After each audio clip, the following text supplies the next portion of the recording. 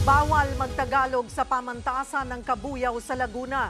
Nagpatupad kasi sila ng English-only policy na pinababawi ngayon ng Komisyon sa Wikang Filipino. Nasa frontline ng balitang yan, si Ria Fernandez. My mom, I'm on TV na. Hi mom, I love you.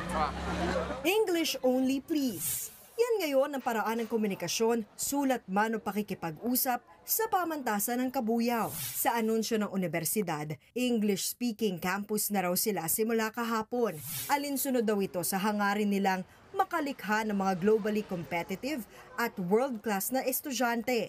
Umani yan ang samot-saring reaksyon online, maging mula sa mga estudyante ng pamantasan ng Kabuyaw na nakapanayam ng News 5. Hindi naman din lahat kayang mag-English. So yung ibang student, hindi na makasagot. Ang mga Filipino major sumusunod naman sa English-only policy.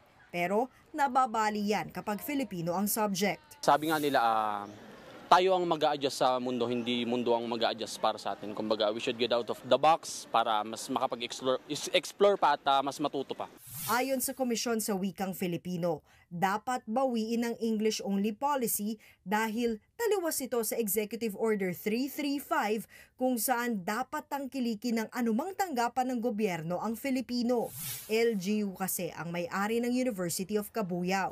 Paurong nakaisipan din daw ang English-only policy ng universidad dahil hindi ito sukatan ng talino't kakayahan. Dinipensahan naman ng presidente ng universidad ang kanyang polisiya. We cannot deny that universal language is English. The instructions during board examinations are done in English. Sometimes those who are taking board exams are not able to answer properly because they do not understand what is being asked. Wala pa namang pahayag ang Commission on Higher Education o CHED kaugnay rito. Nagbabalita mula sa Frontline, Ria Fernandez, News 5. Mga kapatid, Cheryl Cosim po, huwag maging huli at maging una sa lahat sa balitaan. Para sa tuloy-tuloy na talakayan sa Frontline, mag-follow at mag-subscribe sa social media pages ng News 5.